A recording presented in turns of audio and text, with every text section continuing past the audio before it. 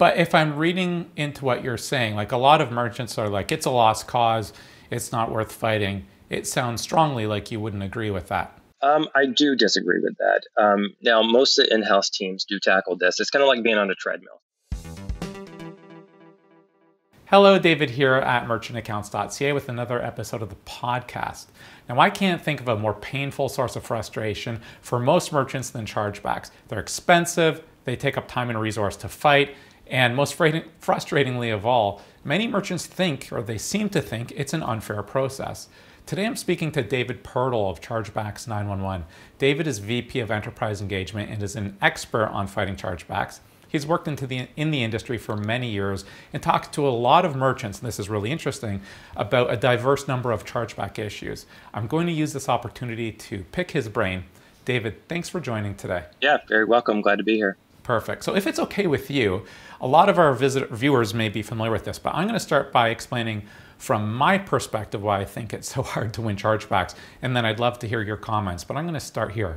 I always tell merchants that the card issuer has the decision-making authority in the chargeback fighting process, and unsurprisingly, they don't care about the merchant. The merchant's not their customer. The card holder is their customer. And so it seems that in any case where there's any gray area, a lot of merchants would say the card issuer seems to side with the card holder. Is that a fair and valid statement? What's your experience been in that regard? Yeah, on the surface, it does seem to be that way, right? So you have a cardholder calling in to dispute a charge or question a charge or, ask for a refund, whatever the situation may be, and that is their provider, their issuer. So they are, at the end of the day, the issuer's customer.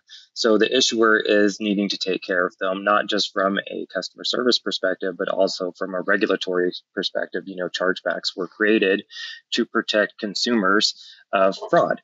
So, fast forward many, many years later, e-commerce is a thing now. We went through COVID, that heightened e-commerce experience. Consumers are more aware of this process, and they seem to do these out of convenience. So, not to beat up on the issuer so much here, the issuers are very inundated with chargeback requests or inquiries, and they have to resolve these as fast as possible. And they have to do this with a lack of information. So unfortunately, they don't have all the data that the merchant has on the transaction. So the only way, until now, the only way traditionally to get more information on the transaction is through a chargeback cycle. So they are more likely to file that just to get more information on that transaction. And unfortunately, that results in the chargeback penalty fee and the merchant doing some legwork. So, but yes, they're very customer centric when it comes to consumers. But if I'm reading into what you're saying, like a lot of merchants are like, it's a lost cause, it's not worth fighting. It sounds strongly like you wouldn't agree with that. I do disagree with that. Now, most of the in-house teams do tackle this. It's kind of like being on a treadmill. So you create a business, right? You start working on it, you're walking along, and then you get this piece of paperwork thrown at you, and it's like, okay, well, I just got a chargeback. I'll respond to it. Here's the information on it. And then it's usually not reversed. And then, of course, as your business grows, you start getting stacks of paperwork, and you're still running your business, right? So this is just the side project that becomes apparent, and it's a time suck because it's manual. It takes a lot of time to research, to try to figure out the reason, and all that complexity that comes along with just reviewing and responding to a chargeback. So many times I find merchants do this activity, but they're not really paying attention to the reality of what governs the chargeback process, which is all these rules, policies, and regulations to very specifically point out what is required to represent that chargeback, meaning what information should you be putting in there? What information just doesn't matter? So a lot of times they're not putting the right information in the case, not only from an acceptance standpoint at the acquiring level, because the acquirer has to receive it and then pass it to the issuer, but also from just a standard, this is what I need for this reason code, or this is what I need for this type of transaction. They're really just throwing, the spaghetti or pasta at the wall and seeing what sticks. So yes, traditionally it is very unsuccessful for an in-house team to take on this responsibility. I was going to get to this question later, but I'm just going to skip forward because I think you just touched on it. I was recently helping one of my merchants out. They're a very large merchant. I was reading through their chargeback response.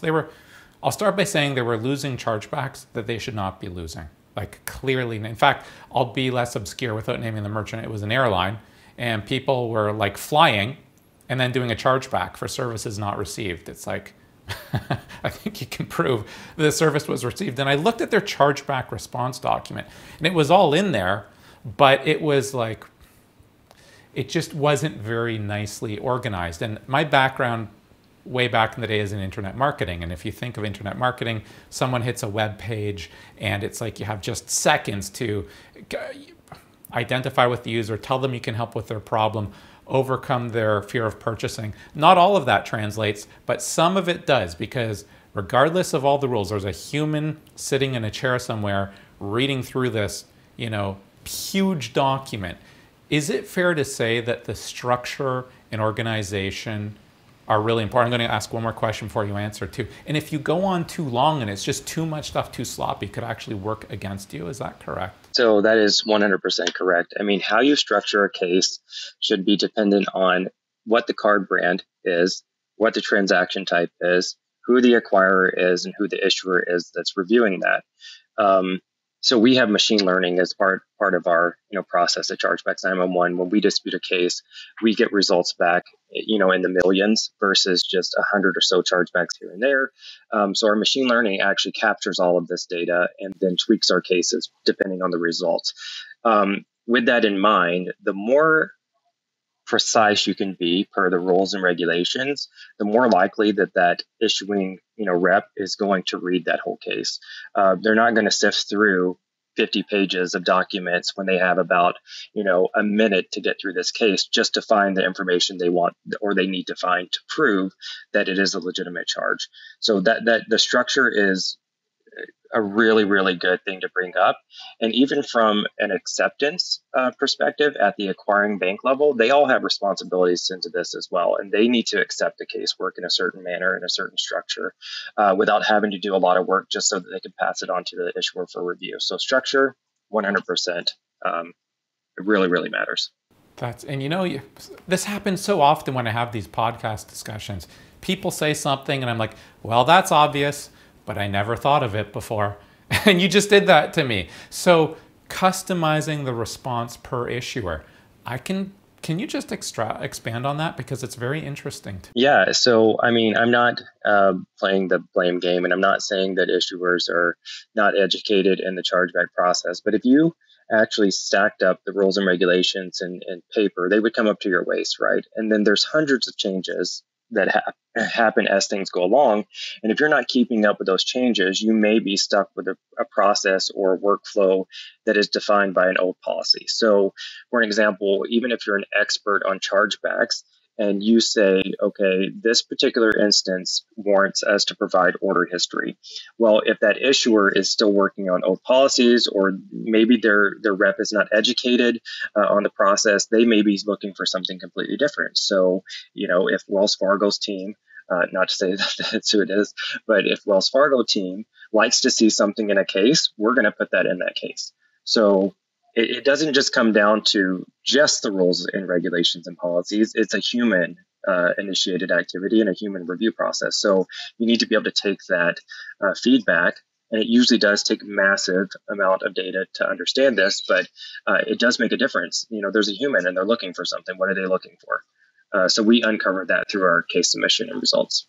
Because you aggregate so much data, of course, it makes it easier for Chargebacks 911 to spot those trends, or whatever you would call it. Okay, that makes a lot of sense. And so those rules, am I right that basically the top of the food chain are Visa, MasterCard, and they make the rules and the issuer's supposed to follow it? Am I right about that? Yeah. And of course, that's up for interpretation. Like I said, there's a lot of rules. So, they are regulated to follow certain rules, right? And then, like anyone in the cycle, they have a certain process that they have to adhere to. They have certain rules and regulations they're supposed to operate by. But again, this is human driven. This is not technology driven. That makes sense. And so the card brands update those rules. Is it like, okay, so interchange is updated once or twice a year. How often would they update the rules for what a merchant's supposed to provide when fighting a chargeback? I would say sporadically. You just really never know. And really that falls on the acquirer to translate that to the merchant. But acquirers themselves are inundated with chargebacks. They don't have good communication systems, which is what FI 911, our sister company, does for acquirers and issuers and the financial institutions of the world, is we'll simplify and regulate that process of dispute management to enrich the end result for the merchant. So yeah, I mean, there's just a communication loss, and really merchants are not even aware of these changes when they happen. So it's hard for them to even adjust to that. Well, it's true. I can tell you when I was helping this merchant out, and I mean, I'm definitely more knowledgeable than average by far about chargebacks. I don't just work on it all day long though, and it kind of filters back like these are the general rules, but I had not even realized there was actually a guideline, for example, from Visa on chargebacks. And I Googled it and I'm like, okay, well, this is interesting. And when I got it, it was hard for me to understand, like, is this set in stone? How often is it updated? So it sounds like, as you said, the communication of this from the top all the way out to the merchants, even one step above to the acquirer or the processor, it's pretty tough to stay in the loop, basically. Yeah, it's like the telephone game. Exactly. Okay, so I'm going to pick your brain on one that's coming to mind. I have a client, Nathan, and he sells, I'll just skip the product. He sells a physical product to cardholders, and he sent a product to a cardholder. And this question, by the way, is going to be about arbitration, or sending things to arbitration. What happened is the customer said, hey, this thing that you sent me, it's not the size that I thought. And the merchant said, it is the size that you thought, but no problem. Happy to give you your money back. I will send you a prepaid return label, send it on back. And the cardholder did not do that. And he touched base with them again and said, oh, no problem if you lost the label. I will send you another one. Just send it back. It ended up happening that that cardholder then did a chargeback. And in the dispute resolution process, the merchant said, look, we're happy to give him his money back. He just can't keep the product and the money. That's not fair. Like, I've already sent him 2 shipping labels. I will happily do a 3rd, but he has to send the thing back. He can't charge it back and keep it. And this wasn't a fraud chargeback. It was an item not as described chargeback. And so what ended up happening is he lost that chargeback, and I thought, okay, that's silly. But I wasn't that shocked for the reasons that I mentioned earlier. But then we sent it to one of the card networks. I don't remember if it was Visa or MasterCard for formal binding arbitration. And I thought, well, this is a slam dunk. It's like, here's the communication, here's the shipping label. He can have a chargeback if he wants, but he can't keep the goods.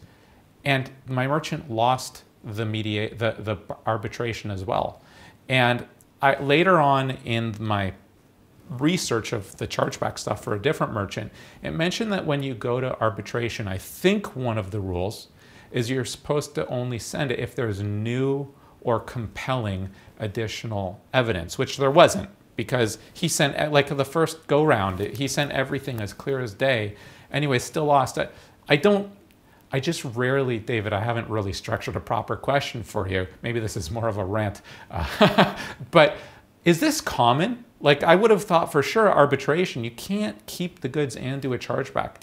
Do you hear about this? And hearing it, hindsight being 2020, does anything come to mind of what that merchant perhaps could have done differently? I'm just looking for any insight you might have. Yeah, so it's a weird process. So you do have the availability to represent a chargeback through the first cycle, right? So you submit the paperwork that you see relevant. And if it is missing information, or if the consumer brings it back up with new information, so they bring new information to light, that issuer can open it back up for a variety of reasons, right? So then you're stuck with what we call a second cycle chargeback or pre-arbitration, and you have the option with a lot of additional funds to push that up to an arbitration cycle and have it reviewed. But again, they're looking for something. They're looking for something that wasn't in that case before, or something that the consumer had claimed that warranted an additional piece of information, or they wouldn't have been able to open it back up, right? So something else happened at that issuing bank level, and the merchant's responsibility is to then react to the new situation. What we find is if you represent a chargeback, I don't want to say correctly, but if you represent a chargeback in an effective way on the first cycle, it's way less likely to be opened back up on a second cycle. And that's really just Okay. understanding everything to do with the rules and policies in the situation. And of course, a decade of doing this, that's how we tackle it. Now, you're always going to have second chargebacks. It happens to almost every single one of our clients. But that should be a Hmm. really small portion. It shouldn't be like 40% of your chargebacks are being opened back up. It should be a pretty low number. Okay. Okay. That's good to know. And so in that case, like he should have won. I'm going to give you one more example and then ask you my next question. I'm going to crunch this down to 20 seconds. I think I can do it. Client sells logistics. There was a business owner who owned a gym in COVID. The gym went out of business. He had a lot of gym equipment that he owned and wanted to transport it to his home. He had a large rural property. And so what my client does is they provide the trucking, the driver. One of the things they asked is, would you like to us to load it? And the gym owner said, no, I will load it. I will strap it. So this customer, this cardholder opted to strap it down themselves. They did that. They drove it to the house, and in the course of the shipment, it got damaged because it wasn't secured properly. And so my client, the merchant, had an insurance policy and said to the cardholder, hey, you know what? I'm happy to try to help you. We can try and do an insurance claim. So they submitted the insurance claim, and the insurance company came back and said, no, you know what? You gave your client the option to professionally load and strap the equipment. They opted not to do it. They strapped it incorrectly. It got damaged as a result. We're not insuring that. And so then the cardholder turned around and said, okay, well, then they did a chargeback for fraud. Never heard of this logistics company. Meanwhile, they'd been working for like 2 months on submitting this insurance claim together. So they fought this chargeback and put together what I would call the Mount Everest of evidence. Pictures, the dude standing there loading equipment on the truck. Just went on and on and on and on. They lost the chargeback. Then we escalated to the card brands for formal arbitration and lost again. It's like fraudsters don't submit insurance claims or have hundreds of pictures, well, hundreds, I'm exaggerating, but pictures of them loading equipment and all that stuff.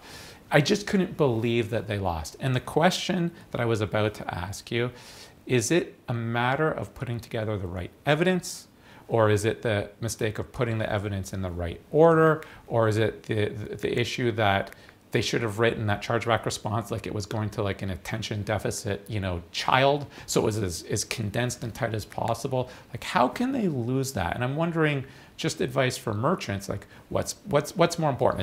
Is it overwhelming evidence? Is it putting the evidence in the right order, being ultra concise? I just want to know what you think. I think it's a little bit of all of the above. So without giving, part of our secret sauce away, it does need to be structured in a certain manner. It needs to be extremely understandable and legible and very quickly gotten through to understand the reality of the transaction, because it's a time crunch issue. It's a policy driven issue. It's a review process that should only take seconds to get to the point of, okay, they have what they need here based on the claim that the consumer's making.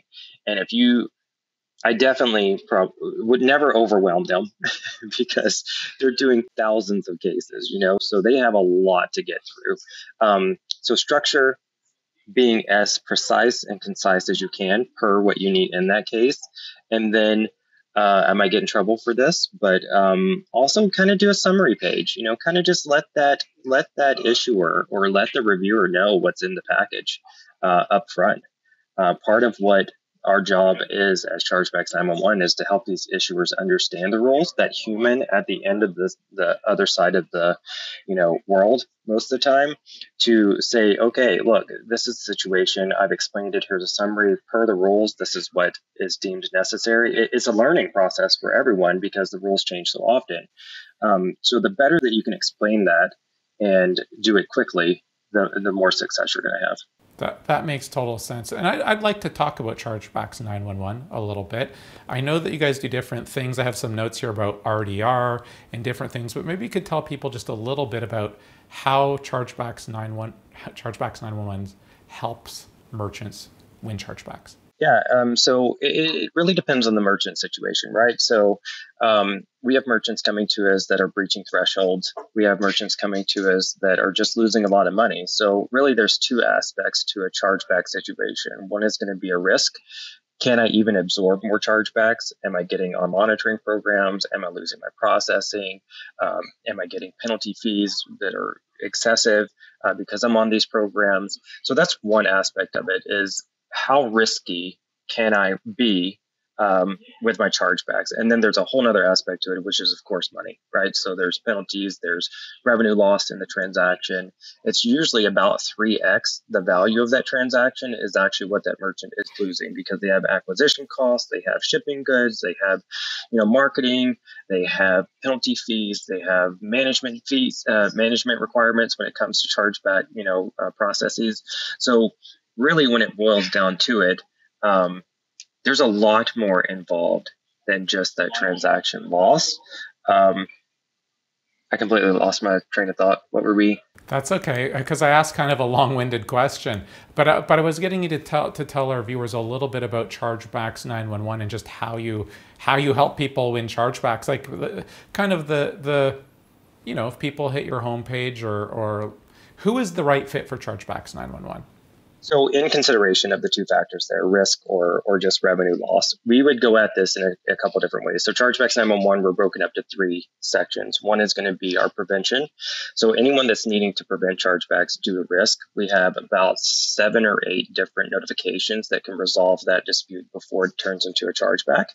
And then on the flip side of that, if someone is just losing a lot of revenue due to chargebacks, we would help them with their chargeback management workflow. So we would take over that responsibility so that they didn't have to interpret the rules, they didn't have to become experts, they can focus on running their business, and then we would be working in the background to not only recover the revenue lost to chargebacks, but also to proactively understand their situation. And that's where the third bucket comes in, which is intelligence. So we normalize and standardize all chargeback data across all acquirers. We put that into one bucket with them. We run all kinds of reporting and analytics, and we do a lot of benchmarking in our process to understand, is your data normal compared to your industry peers? So if you're running your operations, this could put a lot of light on just little bitty things that would really influence a consumer to resolve this with their bank out of convenience or whatever it may be, rather than coming to you. So we do that through our benchmarking and peer analysis. So we can say, okay, you're at 13%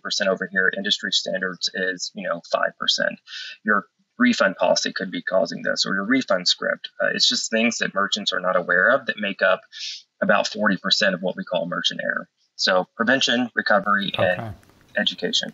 On the prevention side, the best chargeback is the one that doesn't happen. How is that? Because maybe you could tell me a little bit about that. Yeah. So with the prevention, we have all acknowledged that friendly fraud is a real thing now, right? So we were saying friendly fraud years ago, and they're like, no, this doesn't happen. But consumers are consumers. They're going to game the system. 86% of consumers admit to just filing a chargeback out of convenience. So you're actually in competition with the issuing bank at that point. So merchants need to identify ways to prevent friendly fraud outside of their fraud filter. So I see as very synergistically working with fraud filters all the time, because fraud filters are built for true fraud. Then you're left with that consumer. It's a valid transaction, and then they went to their bank. So what do you do if you don't want to hinder conversion, but you still want to prevent chargebacks? Well, we needed post-transaction solutions, and that's where Chargebacks 911 is really focused on, leaning on the industry, developing better tools, better transparency into the transaction. So there's now availability to get preemptive notifications, and you can proactively give refunds. You can share information in real time. You could proactively cancel subscription. There's a lot of different things that you could do on the prevention side of things post-transaction that's not going to hinder your conversion. And that would realistically depend on the merchant situation. If we need to be aggressive, we're going to apply everything. If we need to be light, then like a lot of my low-risk enterprise clients, they'll take order insights and that real-time information sharing or consumer clarity through MasterCard. We facilitate that. We optimize it. We help them get the right information in there to prevent their type of chargebacks in their scenario. But but really it's just shedding light on the transaction before it even turns into a chargeback. So post-transaction prevention is pretty awesome. And it's being added onto every year by the card brands. How can we help merchants and issuers communicate more efficiently? If somebody wanted to learn more, either get in touch with you or learn more specifically about what you're talking about, where can they go to do that? You can always go to chargebacks911.com. That would probably be the best way to educate yourself. We have a resource section. We have ebooks, and all of it's free. And then, of course, we have a service section. They can request a demo. They can request additional information. There's lots of ways that they can get in touch with us. Perfect. And I know you're on the enterprise end of things. How big does a merchant have to be when it starts to make sense looking at possibly implementing Chargebacks 911? So on the small side, prevention is really built for everyone. So if they're breaching thresholds, it's very easy for us to apply these notifications and help them remedy that problem and lower that percentage down. So really that's built for everyone. There's not much effort as far as integration goes there required on a merchant's behalf. But when it comes to chargeback response, that adds a little bit of complexity to it because we would need that consumer information on the transaction that they validated, that they collected, delivery information, all that kind of stuff. So that would be, I would say merchants want to get it off their plate right around 50 chargebacks per month is when they're like, okay, this is just, I got to do something. So around 50 chargebacks per month is where we see people start to reach out to us. Perfect. And I always ask this question. I know you're not prepared because it wasn't in the draft, but if you had a younger family member starting their first e-commerce business, do you have any advice, like advice that comes to mind that you would want them to know or keep in mind? It could be about chargebacks or anything business or e-commerce related. I always get interesting tidbits, so I always ask the question. Don't accept credit cards. No, I'm kidding. I'm kidding. Accept credit.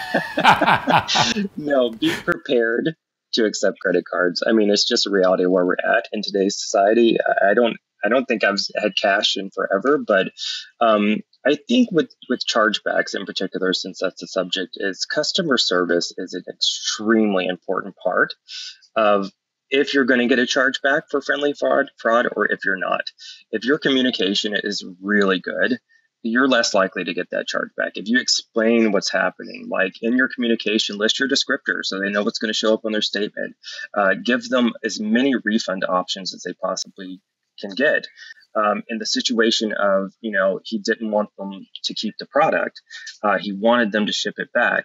If you were a high-risk merchant and you were getting too many chargebacks, I would say that's off the table for you. You can't afford a chargeback. And that was an opportunity to prevent that from going into a chargeback. So customer service, depending on what level of risk you have, is very important to preventing chargebacks. That is absolutely excellent advice. David, I have to say, I learned a lot and you confirmed a lot of suspicions that I had in the back of my mind today. And I think our viewers are going to find this episode particularly genuinely helpful. I want to thank you very much for joining today. Yeah, no problem. Glad to be here. And yeah, thanks. Glad to help others out. Perfect. Thank you.